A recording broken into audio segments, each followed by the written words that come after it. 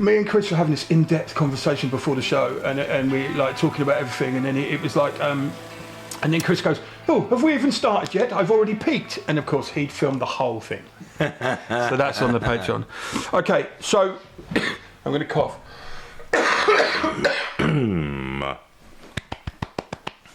I don't know what to say. That's a problem, isn't it? It's unlike you. You know when you've got to do a podcast, right, and you've got nothing to say. No, okay. So I'll do what I always do, which is this. Sat to my left is Rob Clydesdale, who is a musician and my friend, and to the right is Lee, who you already know. This is 50 and Coping. I thought today we would talk, Rob, about musicians and how music affects mental health in good and bad ways. So being a songwriter, is it a cure? Is it a curse? Is it that? That's where I thought we'd start. Yeah, I mean, okay, so for me, I think it was trying to deal with when I started sort of gigging live and that kind of thing and writing music. I mean, I started writing songs when I was about 11 or something like that. Mm-hmm. And it was definitely, you mentioned the word earlier on, cathartic. It was definitely like a purging. Yeah. You know, and when I started playing live, all the aggression and rage that I did feel when I was in my teens. Yep. Came out in more of a better way, you know, rather than smashing a window or beating someone up, or not that I do that, but no. you know, well, not now anyway. No, not anymore. No. That so yeah, for me, I think it's always been some sort of purging mechanism for me to be able to just sort of like get out what's going on here. Yeah, you know, and just get it out. Do you think putting it in front of yourself, i.e., you know, portraying it out to others, do you think that gives you a chance to look at what you're feeling and maybe try and find a solution, or is it literally just expelling it? I'd say it's a way of getting distance on yourself. Yes, okay. Depending on what. Well, no, actually, probably everything, because you're expressing yourself. You're getting it out on whether it's paper or a recording or whatever it is. Yeah. Art, you know, art in general. You know, it's a way of being able to finding a way to understand yourself in some way, so that you're able to, able to progress, move through things. That's my take on it, anyway. I think it's important to understand as well that, you know, that there's a reason why people start writing music and pushing through lyrics and doing all that. What do you think the reason was? Let's start with playing instruments. Why do you think you started doing this thing? Was it something you're born with, or girls? No. Chicks dig guitars, man. Yeah. We should probably say to anyone who doesn't know who you are, right, which I don't believe that there are any people who don't know who you are in my world. Anyway, thank you very much. I'm a bit of a fangirl for Rob. It has to be said. Right. So you predominantly your band 3D Echo. Yeah. But you're solo now. Yeah. Yeah, kind of thing. Yeah. But you've literally been a musician your whole life. Yeah. I mean, so how do you? What's the trigger to start music? And if it's girls, that's fine, you know. But what is it? Is there a conscious decision? It wasn't. It was to gain attention, right? To scratch that sort of loneliness itch, if you like. Okay. I don't think. Well, I mean, you know, it's not a sob story. It's just the way that it was, and I'm over it. But yeah, I don't think my parents really expected me or wanted me, so okay, they'd already had a family, right. A brother and sister much older than me, and I was a bit of a mistake and came out, and it was just like my dad wanted to leave my mum and all that kind of stuff, so okay. It was just like he was like, you know, like, oh, fuck me, not another one, you know. Yeah. That's, I mean, okay, so I mean, you say you're over it, and that's great, but it's that's a lot to deal with back then, though, right? Did you know? Yeah, I didn't know. First off, I knew there was.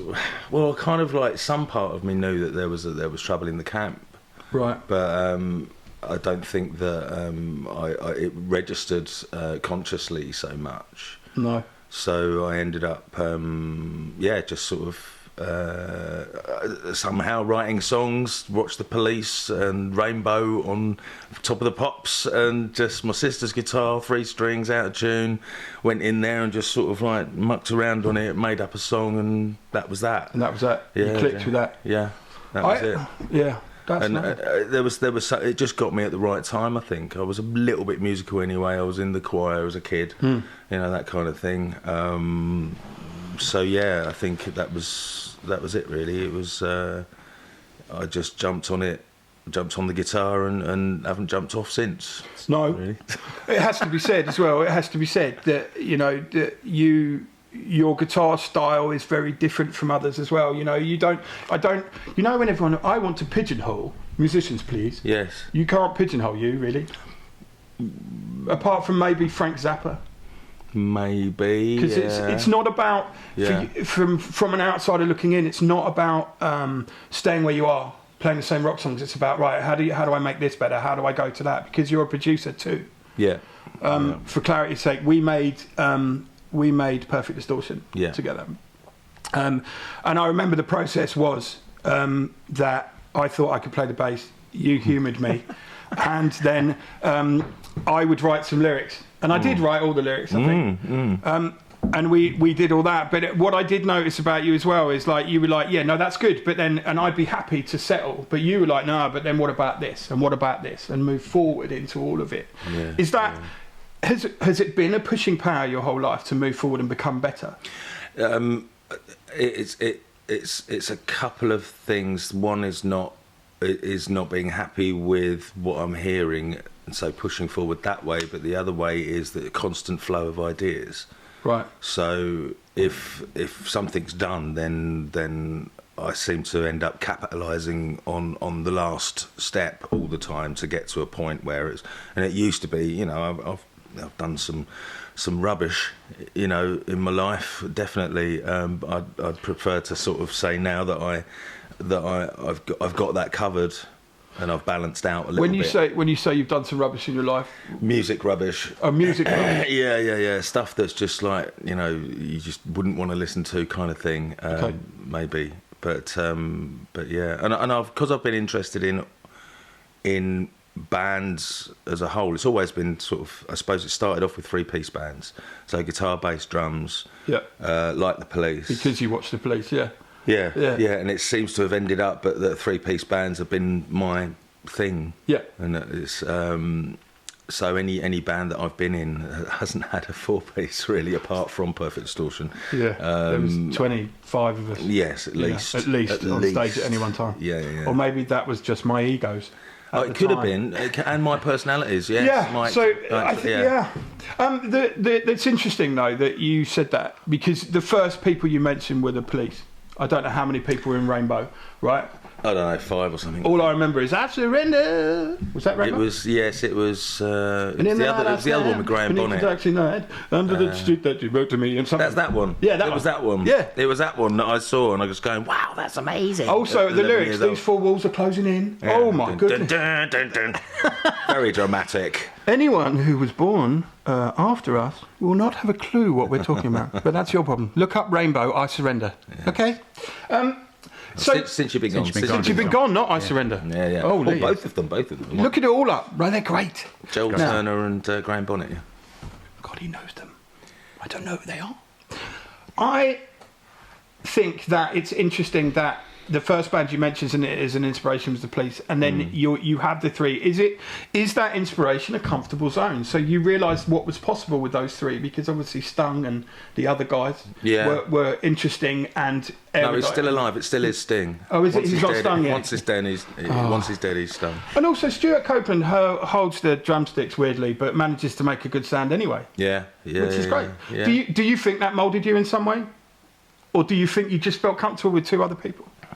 Yeah, I suppose it must have moulded me in some way, but I can't really suss out how, but I think that was just how I started. I got me Action Men, and I made little wooden guitars for them and put cotton strings on the guitars and everything, and then I found some lights from somewhere, I don't know where they were, but just like torch lights, and I'd have to, there's this old LP, like, you know, the old record players, where you'd lift up the box, you'd put it in and close the box, and then there's a speaker on the side, and I'd have to put the 45 record on the turntable, put it on, close it, get all the Action Men, put them all on. I had a Steve Austin on drums. Of course you did. And then $6 million man drumming. Yeah, and then just as that was going on, I was just like looking at them.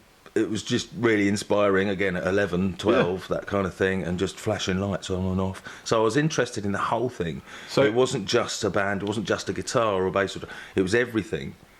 And then as time went on, as soon as I got in the studio, which for the first time was multi-track recording, I was always recording anyway, but multi-track recording was 15, I think, with a little band that I had, again, the 3-piece.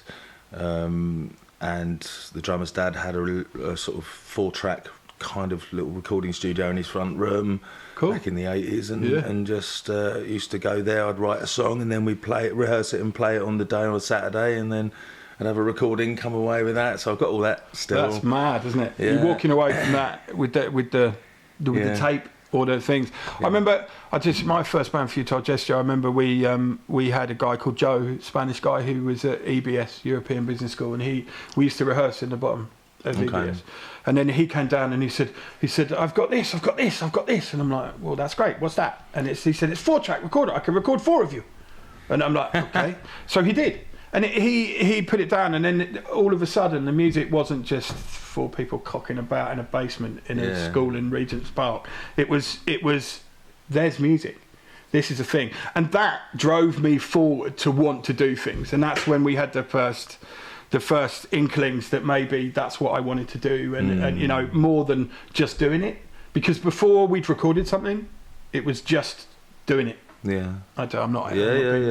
But I think once you start looking at everything you do, I was a drunk buffoon in those days anyway. You know, I was be on stage and fall off because I'd seen Jim Morrison on the videos, and I thought it was cool. So I just got as pissed as I could, and somehow managed to do the gig, and then literally fell off the stage and fell asleep on one of the things. That was in the Swan in Fulham, right? And a guy called Andy Lee, who worked for EMI, was like a spotter, had been told to come and see us because we'd fill the place because it was students. Students wanted a good time, so we'd come and watch us play. So we did, and then I'd be stereotypical rock star. You know, let's take anything you could, let's drink as much as you can and fall over. But the good thing is that we were quite good as a band when we were sober, so that, you know, that was all right. But then that all fell apart. You know, it was what it was. It's interesting you talk about the whole thing, even with your Action Men and your record player. So from the start, it wasn't enough to do it. We needed a whole thing, like like the production, the show, the lights, be they torches, be they lanterns. So how does that go from your small 3-piece, you know, recording in? When did you start broadening out and becoming, you know, I don't know, looking at playing to other places and doing all that? Looking at playing to other places. I don't know really. I think all that happened was moving. You know, I think with recording studios, that sort of captured my imagination because you could do so many weird and wonderful things, you know, sounds and reverbs and delays and choruses and flanges, you know, flanges. But yeah, so that was the kind of thing that really captured my imagination. I think wasn't as happy playing live then. I mean, when we did you know, because obviously 3D got to a point where we ended up, you know, going to Switzerland and doing all that stuff. Yeah. Because you recorded, where did you record? Mountain Studios in Switzerland. Which was Queen's? It was Queen's studio, but Freddie Mercury had died, and a year after he died, I think think it was a year, maybe 2, can't remember. The producer Dave Richards bought the studio off of Queen. Who he worked with Queen as well. He co-produced a couple of the albums, I think. Right. And he did things like Under Pressure. His claim to fame was doing the little piano bit, blim blim, dum dum dum dum dum dum. Yeah. And I played 2 notes on a quick. yeah, That's 2 more notes than I played. Let me tell you. Is that the one in Montreux? Yeah. On the lake. Yeah. So we had a manager at the time, one of many, but we had a manager, and he managed to get us a month's free recording there, and then working with Dave Richards, and then 2 weeks into our recording, because it was free time anyway, 2 weeks into our recording of an album that we were going to do there, David Bowie came in and said, look, I need the time because I've got to record music for a 4-part mini-series on BBC Two, Buddha of Suburbia, that's how that all happened. Which is mad, right? Because I watched Buddha of Suburbia. I'm a bit of a David Bowie fan, as you know. And I watched Buddha of Suburbia and all that, and then later on met you. And you were like, oh yeah, well, we did. And you're not somebody who brags about anything, right? No. But if I worked with David Bowie, I'd tell everyone, every day, repeatedly. Do you know what I did? Yes, Jim, I do. Can you fuck off now? But it's so. Let's quantify that. So, what did you do with David Bowie? He used you as the band. Yeah, he used 3D Echo as the band to do some stuff. But the one thing that I don't usually mention, because it's we basically stayed up. The manager spoke to Dave Richards, who, as I say, was Queen's co-producer, who'd bought Mountain Studios. Yeah. And he said, because he would be working with Bowie when he came in, so he said, how about getting the guys to maybe play some stuff, use them as session musicians on it wasn't an album at the time, it was just bits and pieces of music for the show. Yeah. So he said, well, the best thing to do would be to get David Bowie to stand outside the live room door and listen to us jamming, and if he thought that we were good enough, then he would come in, and if he thought that we were shit, then he'd bugger off, and there would be no that's the kindest way to do it. Yeah. So we had a jam, and we didn't know what was happening, and then all of a sudden the door opens and there's David Bowie coming in and going, "Hi, I'm David," and we went, "Yeah, we know," the usual thing. So we did that, and we started. I think it was on a Sunday, and we started work on the Monday, and we did the single first, which we didn't get credited for, which is that's not good. Yeah. But we did get credited for one track. Number 5 or whatever, Bleeds Like a Craze, that's got us all over it. All over it. Yeah. But that was it. But I think that was the first few days, and then there was one point, and I always wondered if it was if this was like one of those things. If I'd only known this certain chord that he asked me to play, it was a B7. Right. An open B7, right? And I didn't know it. I could play Bs and 7. I didn't know much about music. I've always played by ear, so I didn't know what I was playing a lot of the time. Yeah. It was just like, if it sounds good, then that's all right. I'll have it. Yeah. Once he said that, and I was really struggling, he said, "Oh no, don't worry about it. It's all good." And then we sort of like, the rest of, let's have a break, all that kind of thing. Never went back. We finished the rest of the album with Erdal Kazilke, who was his like right hand man, who was like multi-talented, played trumpet, bass was his thing, so drums, everything. So do you dwell on that? It's something that I think has inadvertently cuffed me. Right. Are you? Yeah. So how do you deal with that? Okay, so if you'd have known the B7, open B7, and you'd have played it, you may well be in a different place now. Yeah. Do you know it now? I do. Yes, I think. Just in case someone happens to ask. Yeah. Oh, No, I practiced that a lot when I got home. isn't that odd? And So yeah, it felt like that was a pinnacle thing, like a little kind of just don't know. But also I was having mental problems at the time anyway.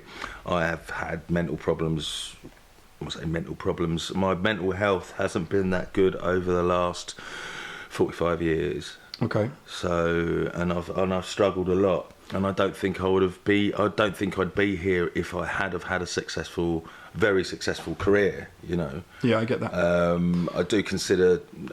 I've been told, and I do consider now. I've been turned around to the fact that maybe I have been quite successful, but it doesn't feel like that, and it's mainly mirroring money. It's usually to do with money, because I've never made any money. You were talking about this as I turned up. Yeah. You know, that's been the one thing that has gauged my success. It's been the barometer of my success. If I'm making money, then I feel successful. I feel confident. I feel better. But if I have no money, it's just that it's back to that. Like really scraping around to pay the rent, which is most of the time. That's where I'm at. You know. Yeah.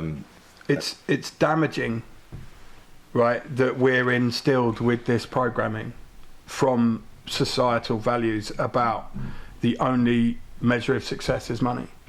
But also it comes down to the fact, as you know, I've been completely destitute, completely broke. Yeah.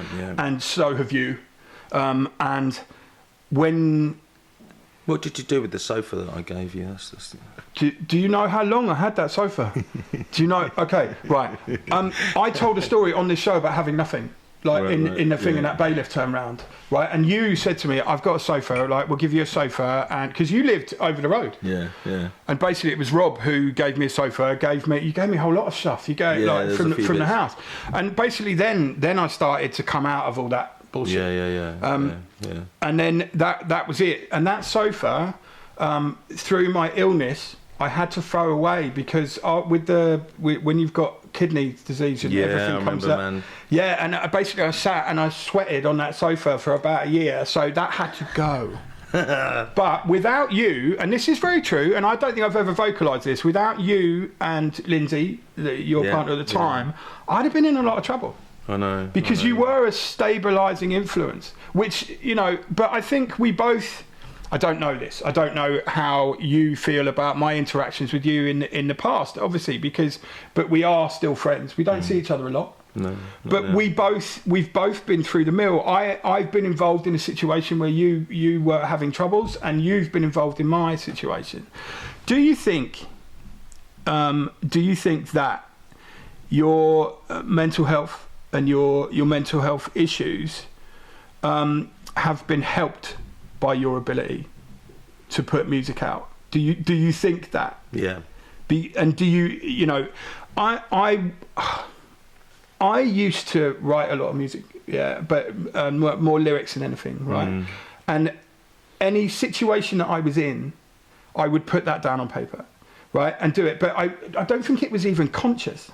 I think I would write a song, and then I'd read it back a year later and go, oh shit, you weren't very well, you know, and that kind of things. But do you mind talking about your mental health issues? How does it manifest? What happens? Well, I do gigs for Mind. Every gig that I do with group therapy, I usually hand out Mind in mid-hearts leaflets to try and help promote, promote awareness for mental health. Really. Yeah. So that's one of the bands that I do, called group therapy. But I think it has kept me stable, I think. Are you medicated? No, not. Funnily enough, I've just come off of. I have tried everything. Self-prescribed or doctor prescribed, or health and well-being prescribed. I have tried everything. Yeah. And I've had varying I've probably had about, I don't know, 5 or 6 different SSRIs in my lifetime. Which are what? Prozac, Right. sertraline, others. I'm on sertraline now. Right, okay. I started 2 weeks ago, so it's all still fresh in you. Okay, 50 milligrams. Yeah, so then they start you off on 50. They're going to have to go up. Yeah. Because when I woke up this morning terrified and had no idea why. Right, okay. It's anxiety. Yeah, so that's good for anxiety. Yeah, and it's there. As my wife will tell anyone, you know, I'm calmer. I'm able to deal with things because obviously my interactions with people were based around my anxiety levels, how I reacted to what was going on. So my wife would talk to me about something normal, and I'd go, "Well, what do you mean by that?" Or and be combative. So, how does it manifest with you? What happens with you?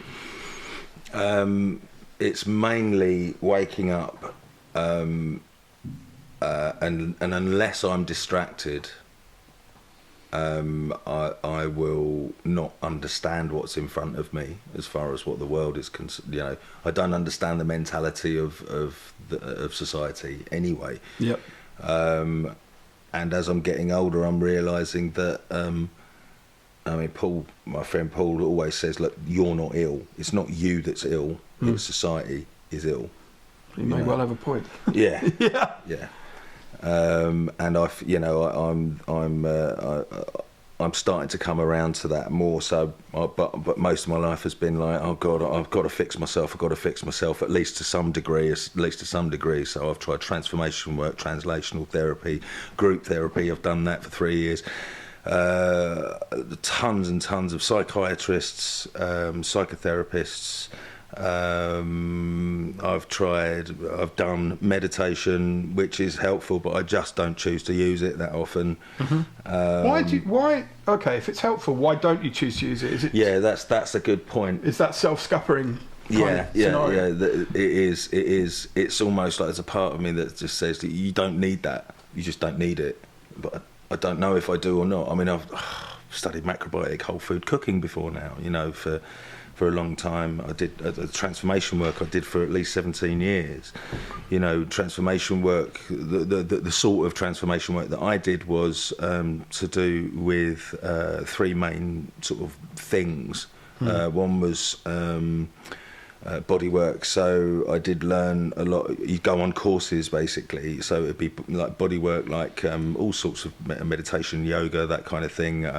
Oh, you used to go away and study those things. I can't remember what that was called. Yeah, it was Concord Institute. That was it. It's a transformational sort of. Just because I remember being pretty negative about that at the time, so I apologise for that. What are you looking for? What? Do you just feel you don't fit in? Do you feel that you're not normal, or? Yeah. I tried to make friends a lot when I was a kid, and I got bullied quite a bit as well, and I couldn't understand why, because I was just being who I was, and I kept getting this kind of antagonism towards me, which was very odd, because it was like I was 12 or 13, similar sort of time to. You know, when I started playing, but I've had a conversation with my mum a couple of weeks ago, and she said that I went to this school called Broxbourne School, which was an old ex-grammar school, and that's where I had most of the problems. I had to move classes or get moved and stuff because of problems in there. But prior to that, the reason why I went there was because of the teachers in my junior school suggested to my mum and dad that I should go to somewhere like Broxbourne School because it will help me focus. I might have read into that, but my mum was saying that I was quite a sort of wayward kid anyway. So... and I'm quite autonomous. I think even at that age, I was quite autonomous. I'd sort of, if I thought of something, but I was in the middle of, I don't know, kindergarten or something, then I'd just go and do that thing. If it involved being outside at like 4 or 5 years old, and I'd walk down the street because I know that I was near my mum and dad's place, so I'd walk down there and just say hi to my mum. It pops in my head. I think I'm going to say hi to my mum. I'm bored here, so I'll just fuck off down there. You know? Yeah. So and I did, and a couple of sort of mad things sort of happened. So I've always been like that kind of. Well, why can't I do this? I don't understand why I can't do this. And that's what the trouble that I used to get in school. Yeah. But whenever I was sort of being myself, I would be. I found that I was being batted down by my peers that were slightly more elevated in their social position. You know, within a class, you've got, you know, all sorts of people, haven't you? You've got the dumb kids, you've got the jocks, you've got the this, you've got the arty ones, you've got the this, the Poindexters. So, yes. I like that word. I do too, actually. Yeah, equilibrium as well is another nice word. Yes, right. I mean, you've got the bullying fuckheads who want to be, you know, the social ringleaders and all of that. And if you don't fall into that, which I didn't, and I didn't give a shit. But I manifested in violence. Right, okay. Just because when I was bullied, basically my first day at Haileybury, I had to go to Haileybury, which is a public school. Yeah. Because my dad was the chaplain there, because he's a vicar, and that explains everything, let me tell you. So the first day I went in there, and this guy came and picked me up by my throat, and I'm 11, and he picked me up by my throat, lifted me off my feet, and was holding me by the head, going, "I hate your father, he's a cunt," all of this. Wow. And then threw me on the floor, and then a massive guy called Stuart Forsyth came in and punched him out, because he liked my dad, and all of this was about my dad. Wow, yeah. And I'm like, what the shit? And then, so that was my first day at school, and I thought, yeah, okay, I've got to do something about this, or I'm going to die. Crikey. So I mean, basically, the next person who came at me, I smashed them as hard as I could, and then they beat me up. So that was all right. But you have to fight back, or you have to find a way of coping. And I think my way of coping was be the angriest man there was. Right, yeah. And that then affected me for the rest of my life. Yeah. Because the things you start in school sets a precedence. Exactly that. Yeah, mine was humour. Yeah? You became the class clown kind of thing. Yeah, because I was the little guy. Always bullied for being small and wearing glasses and having shiny hair and all the stupid stuff, because I was tiny when I was a kid. Shiny hair? Yeah, I used to get pissed at me with all sorts of stuff. Why did you have shiny hair? Well, it was just, I don't know, perhaps it was in good condition, I don't know. Yeah. That's good, isn't it? The weirdest things. Yeah, my hair was, when I was little, my hair was sort of brushed forward, and it was shiny. So it's 4 eyes, you know, all that stuff. The reason I picked up on shiny hair wasn't as flippant as you might appear. You've remembered exactly what you were bullied for. Oh, God, yeah. Right? So therefore, how old are you now? 52. Right, you're 52 years old, right? I'm 50 this year. How old are you? 56. No, I will be. It's interesting you have to work it out, don't we? You know, he's we're all never. sort of I can tell you this now. He's never known. It was 52 how old he is. No. Let's go with 50. 55.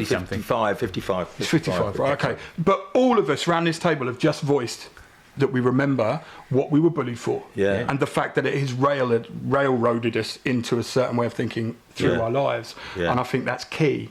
And I think that's important. Well, that's your formative years. Yeah. You're going to see you're going to go throughout life. You know, you're forging stuff as you're in your kid years, in your formative, right the way up to 2021. Then you start implementing what you've learned. Yeah. And then you get to a point where, this isn't working anymore. And that's possibly where depression, if it's not already there, would kick in. Yeah, I think there's no single way of coping with anything, right, because everyone's different, right? So this is what intrigues me. You go to the doctors to say, this is what's happening. Because nowadays, luckily, you're allowed to do that. You'd have done that 20 years ago. They'd have gone, whatever, Prozac, or, but before that, there was nothing. I struggle now because of an angry reaction still. I struggle with the fact that I'm taking a pill to become who I want to be. Because that's frightening. Yeah. It's also a bit ridiculous going from a drug addict. Yeah, right. To then taking a pill, which is a drug, to becoming what I need to be. So I'm struggling with all of that, not to the point that it's stopping me, because I'm still taking a pill every day. Yeah. But I have reached a point of equilibrium to the idea that maybe this will help and will give me the space. It did me. I was on it for 3 years. Okay. Went up to 150 a day. 100 seemed to be all right, but I felt divorced from reality a little bit. There is a bit of that. There is a bit like I'm standing on the side watching myself. Yeah. Which is a bit fucking weird. Also, head in the clouds. Like I'm a bit cotton wool. Today I'm not. I'm clarity because the coffee's killed the sertraline. But yeah, I mean it's a bit head in the cloud stuff. You say that you've gone through everything and nothing really works. It feels like I've gone through everything, and I don't know if I think I've learnt a lot of things over the years, but what is left is the one thing that's driven me to try all these things and go through all these things. That's still there, and it's the oversensitivity oversensitivity. I'm just sensitive, all right. I'm just sensitive, all right. God! Sorry, I mentioned it. Oh wait, I didn't. You did. The thing, What? But that's not. But if you come to realise that's not a problem now. Yes, as time's gone on, when you're in the 70s, 80s, it was like, that's a bit weird. But I think now it's a bit more kind of accepted anyway. With the generation that's come up behind us, there's a lot to be said for that kind of way of thinking and being. I think there's a lot of sensitivity in. I've got a 23-year-old transgender son, and we've had to, really sort of learn things about ourselves and each other.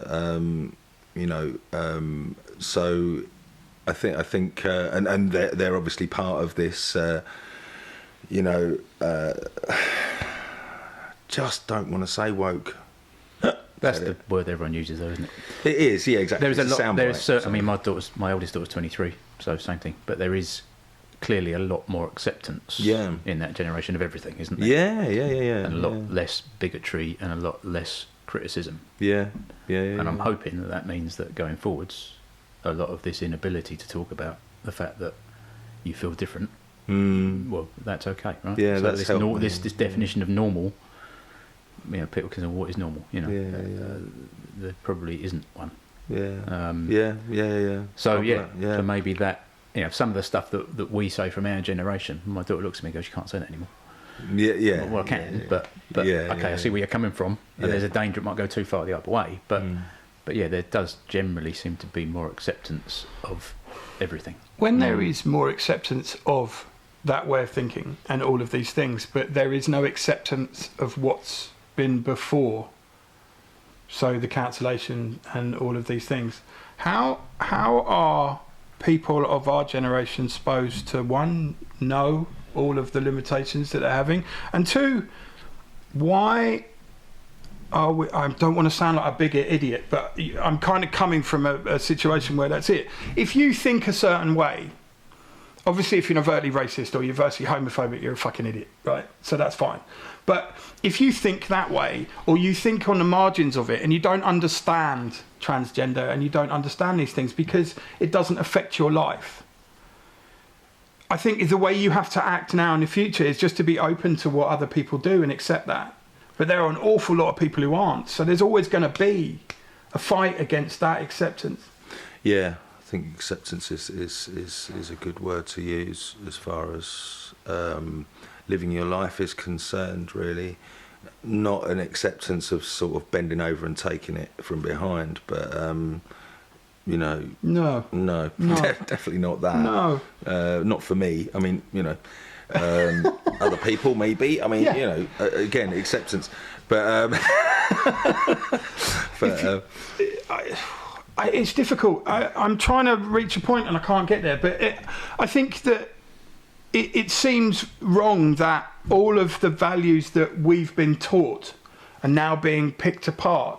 But it feels wrong because they're values that are instilled in us. Yeah. Now, I had Mickey, who works at the tattoo shop here, is very up on all of that, and I had a conversation with her one day and said, look, I don't know how to, I don't know who to call they, them, or he, all of that. And she said, well, yeah, but what you don't do is criticise or judge. You just ask a question. And I think asking a question is the way to lead yourself into acceptance. So don't be afraid to make a mistake. Because I've been in a situation where there was someone I thought was a man who identified as a woman. So I called him mate and him and didn't know. And then I suddenly realised there was a bit of a silence in the room, and I said, so I've said something wrong, so I apologise, but what have I said? And then I was told that he identifies as a woman and she's she instead of he. I think if it also, I've always asked what your pronouns. I've learnt a lot because Cam came out at 15 and is now 23. So we've done all sorts of things. Obviously, there was Cam's mum died when he was 11. And it wasn't a nice end to her life, and we thought that affected. I thought, and if I mentioned it to any close friends, they all thought the same, that might have affected the way that Cam saw themselves. So therefore, they wanted to not be a female anymore; they wanted to be a male. Yep. So we had to go through quite a bit of therapy as far as that was concerned. Tavistock and Portman in London, which is a specific gender identity clinic, I think it is. Okay. So we went there and we spoke to 2 psychotherapists and they helped us get through that sort of question to get an answer to that question of was it that what happened to Cam, did that make a difference to the way that they wanted to be in the future? It wasn't. It was Cam's the happiest I've known him to be. Really, it's taken me probably a good 5 years to actually say him, because Cam was my little girl called Eden. I remember Eden. I had to go through a certain transition as well as a result of. How do you? Okay, a puerile question, but how do you cope with that? You've had your little girl, and your little girl doesn't want to be your little girl, wants to be a boy. Yeah, it was funny because a couple of people had said to me, and it was water off a duck's back at the time, because I was too far in, I was too overwhelmed by this whole concept, and it was just, well, you haven't, you haven't just lost a daughter, you've gained a son, all that kind of thing. But there, in my mind, there was still. One person. Now there's another person, still the same person, but just different identities. I've got to the point now where it's fine. It's just absolutely fine. I almost don't. It doesn't. There's no flicker of a problem there. Right. But it has taken probably 6 years. I'd say when Cam was about 21, 22. That's when it was like a lot easier to say he's gone to South Korea on a music course for 6 months, which is what he's doing. He's coming back in August, the end of August. That's not easy to say. Your son's gone to South Korea, for God's sake. But at least it's not North Korea. But yeah, how did he get in? If it was North Korea, do you think that there is a certain anchor point? Even though the gender has changed, that they are still they're still the same. Your offspring. Yeah. And that anchor point can be a place of stability. Now, obviously, I'm talking out the back of my head. That's exactly what happens. Yeah. You start to realise that identity doesn't really. It can be fluid. You can be gender fluid. You can wake up one morning, and this is where the jokes come in, isn't it? I might look, big and fat on the outside, but inside I identify as someone who's thin, so therefore I'm translender. That's me all over. That is. But that's that's a joke. That's one of my friend Paul's jokes. But I think it is anyway. That sounds like that sounds like a Paulism. Sounds like him, doesn't it? But yeah. So yes, there are jokes made, anywhere. But I still think that there's no difference there. It's still the person that. So from Sean Havoc said that a lot of recovery is based on love. Yeah. And as long as you love your offspring, which of course you will, then you can mould into what you need to be for them. Yeah. So that healing power of love, if you like, I think especially in that situation is important.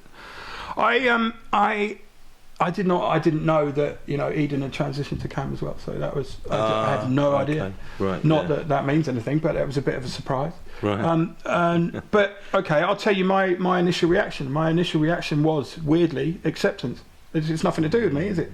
Do you know what I mean? Yeah, so it's to do with them. Yeah. And I felt good about that. But that's it. That's a bit shocking. So I'm a bit smug because my reaction was acceptance. Nice one, Jimmy. You're a star. But that's great. They found who they need to be to survive. And I think that's what all of this is about. Who do we need to be to survive? And I'm not sure that I will ever totally find that. I don't know. We can talk about what's the essence of happiness. Well, if I knew that, then I'd be happy. And I think life can be a search for happiness, can it not? But I have no idea what happiness is. If I had, and I've been in a position where I've had enough money in my pocket many years ago, and that was fine. But I had more problems then than I do now. Yeah. And I'm lucky. I have a business. Well, I'm not lucky. I've worked fucking hard for it. I own this shop. I own a metal shop. And I do that. I've had help from my friends. I've done what I've had to do to survive. But I paid a rent, and like you, I've scrabbled around still, and I still do. Drive an old car, don't care. But I don't have those values anymore. I don't need to drive a Range Rover anymore. I don't need to have the thought that I've got these things. What I do need though is I need to know that I've got a home to go home to. I've got a place to go and live, and that stems from when I didn't, and I had nothing. And I know that's what drove me. Where do you see yourself going in your search now, or are you in a place where you can be stable and live now? No, I'm not. I can't really see the next 2 weeks ahead. I don't know what I'm going to do. I've got no pension-y type things or anything like that. No. I'm just literally treating every day as what's going to happen today then. And I have no sense of the future. Okay. Somehow. I know that I was going to say everyone's got a holy grail, haven't they, really? Something that some sort of thing that they want to aspire to, or to get in their lives, or whatever. For me, it's not loads of money, just a bit more money, so I don't have to worry about bills. Yeah. So you know that the rent's going to get paid, whatever happens. Yeah. You know that you can put petrol in your car. Yeah, there's that. But then I've filled my life full of distractions that if I was all right, I wouldn't need these distractions, and I don't not know what would happen then. So this is all part of my sort of self-identity, really. I've got myself in this constant loop of giving myself distractions every day. Can you quantify your distractions? What are those distractions? Music, definitely, or creation. Yeah. Ultimately. So your creation process, be it music, be it words, be it whatever, is your distraction out of reality. Yes, it is. Yeah. Because it is. You've dabbled in a lot of substances, have you not? Like everything apart from heroin, I think. Yeah. And angel dust. You've never taken angel dust? No, never taken PCP. No. Knowing you, that's very good. So you solvent abuse. Can we talk a little bit about that? Yeah, absolutely. Right. What age was the glue? Okay, so it started with Tipex thinners and Zoff plaster remover from the chemist at about 13. How do you know to buy plaster remover? Because that's word of mouth. Yeah, so just word of mouth at school. Yeah, just like you hear it, you know. Okay. Glue was 15, 14, 15. Glue, basically hallucinatory. Yeah, you can. We had a lot of hallucinations on that. Funnily enough, for the 4 years that I took it, that I did it, the first year and a bit, I had no hallucinations at all. But it was just like a complete, divorce from reality. You lose time. You know, it was. I don't really remember much about that. It was a very cloudy area. Then all of a sudden I started hallucinating. The first hallucination, I thought it was an act of God, and then when the hallucination turned into something else, I thought, oh, it's not God, it's the opposite of that. And so I just ran away from the hallucination. Okay. But as I was running away, I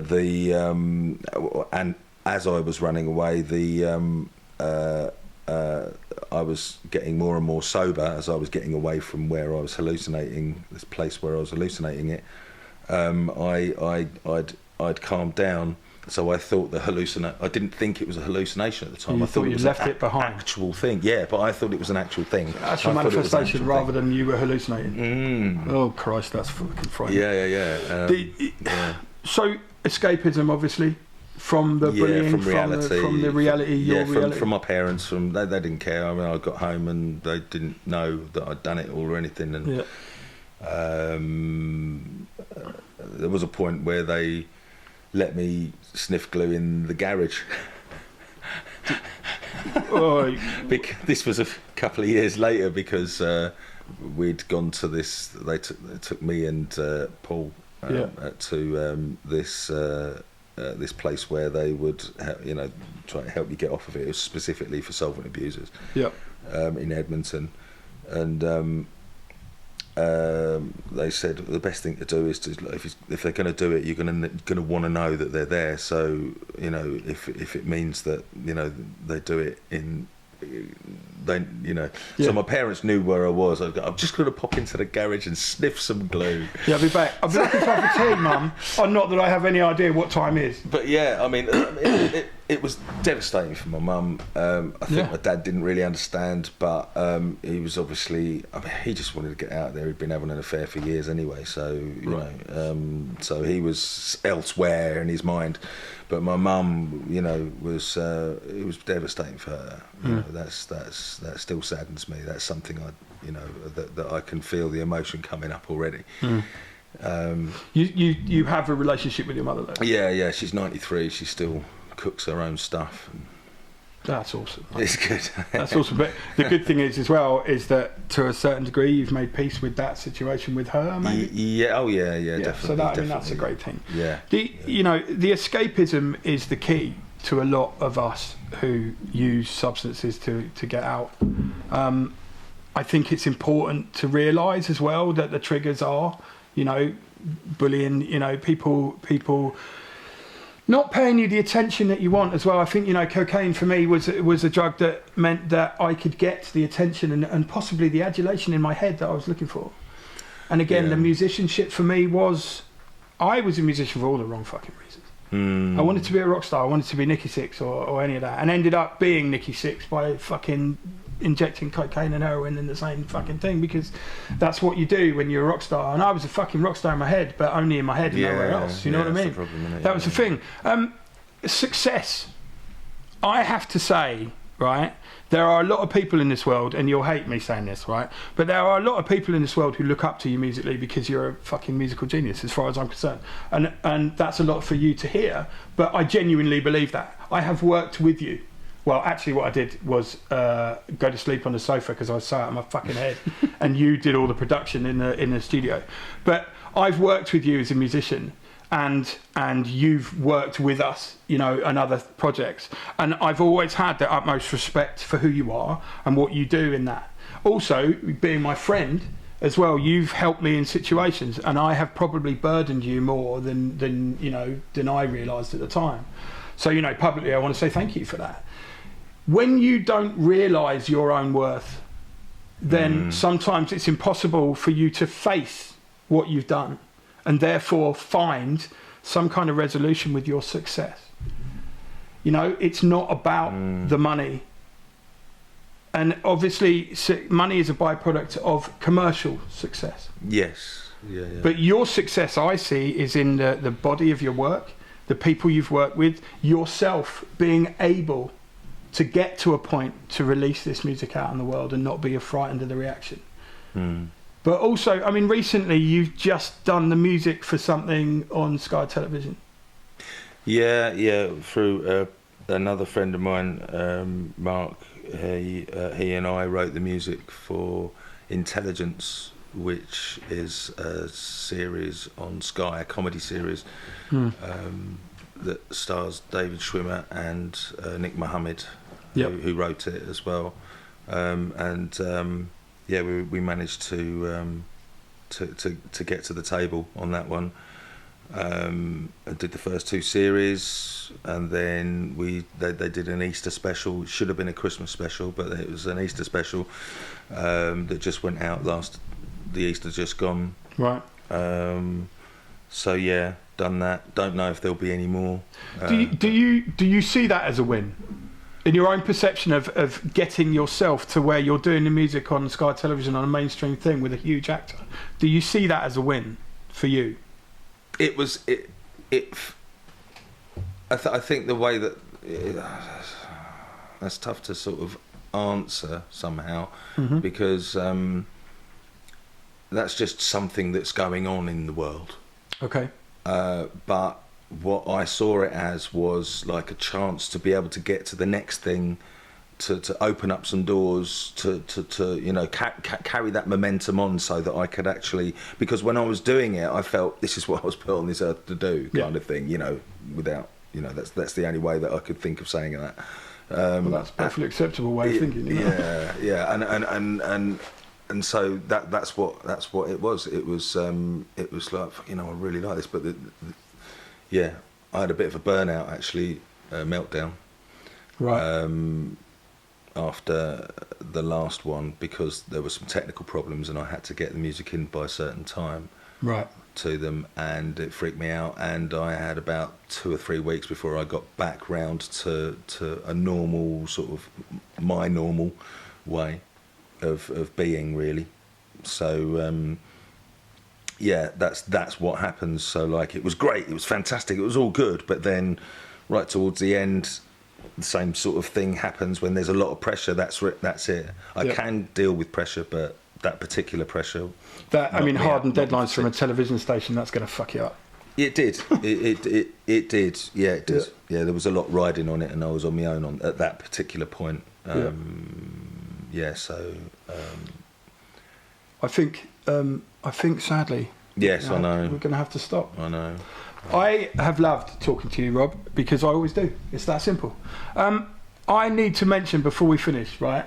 And you'll probably hate this too. There's a thing on YouTube, right, called One Man Band. Okay, and Rob did it 100 years ago, and I still watch it today. It's him doing everything and film doing everything. And for me, that encapsulates, right, how Rob makes music and what he does, because it's all him and it's all clever, and I love it. Oh man, thank you very much. So look up one. In fact, I'm going to put the link to the doobly what's it underneath, right?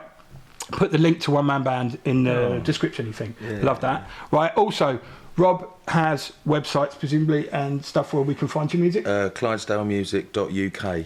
Cool. That will be also in the what's it, right? Thank you so much for coming in. No, it's an absolute pleasure. I think what's important is what happens in your life. Finding a coping mechanism is incredibly difficult. I think finding a way just to exist and be who you need to be is incredibly difficult, but that's okay. And if you can find the right people to talk to and the right things, even if it's trial and error and it takes time and time again, and you stay struggling, but you find a way to cope and stay level, just talk to people. Find a way that might help you. Friends, always talk to your friends. 50 in Coping. We'll see you next time.